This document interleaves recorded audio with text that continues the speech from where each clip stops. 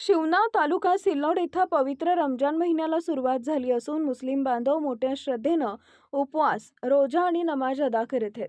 वाढत्या उन्हाचा पारा आणि घामाच्या धारा अशा कठीण परिस्थितीतही शिवना येथील अवघ्या 8 वर्षाच्या एकरा शेख अजीज या चिमुकलीनं आपल्या जीवनातील पहिला रोजा अत्यंत उत्साहात पूर्ण केला.